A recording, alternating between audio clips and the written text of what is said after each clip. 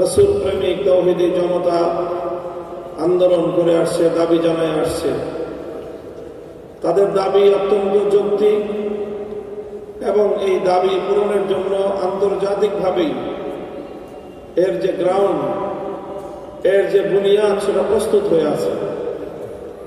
বিশ্বব্যাপী মুসলমানদের সর্ববৃহৎ যে platform organisation of Islamic countries OIC, সেই ওআইসিতে সেই 1990-এর দশকে 1980-র দশকে ওআইসিতে কাদিয়ানীদের অমুসলিম ঘোষণার বিষয়টি সকল মুসলিম দেশের পররাষ্ট্রমন্ত্রীদের, ধর্মমন্ত্রীদের সম্মিলিত সিদ্ধান্তে সকল মুসলিম দেশের ধর্মবেত্তা এবং সব ঘরানার সব মত পার্থক্যের ঊর্ধ্বে উঠে সকল মুসলমানরা কাদিয়ানীদের ব্যাপারে তাদের কাফের হওয়ার বিষয়ে ঐক্যমত পোষণ করেছে, ঘোষণা করেছে।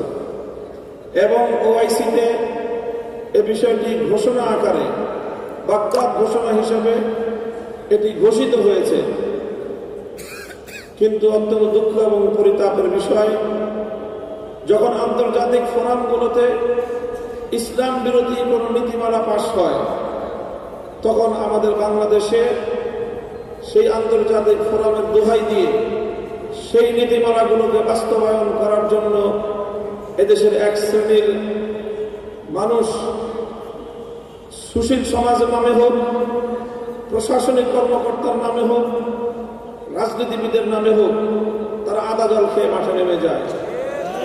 এর আগে আমরা দেখেছি নারী নীতিমালা নামে জাতিসংঘের প্রস্তাবিত চরম ইসলাম বিরোধী, বিতর্কিত এবং নারী নিবর্তনমূলক এই আইনকে নারী নীতিমালা নামে বাংলাদেশের উপর চাপিয়ে দেওয়ার পায়তারা চালানো হয়েছে। মুসলমানরা বুকের রক্ত দিয়ে সেই নারী নীতিমালার বিরুদ্ধে আন্দোলন এবং সংগ্রাম করতে হয়েছে। অজুহাত ছিল একটাই, যে বাংলাদেশ জাতিসংঘের সদস্য দেশ, সুতরাং জাতিসংঘের গৃহীত এই নারী নীতিমালা সেটা বাংলাদেশে অনুমোদন দিতে হবে, সেটা বাংলাদেশে কার্যকর করতে হবে।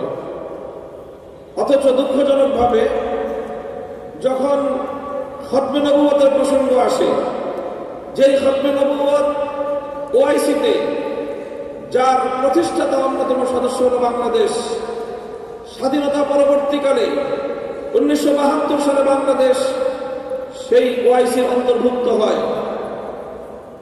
বাংলাদেশ বিরোধী ভারতের চরম রক্তচক্ষুকে উপেক্ষা করে বাংলাদেশকে ওআইসিতে অন্তর্ভুক্ত হতে হয়েছে।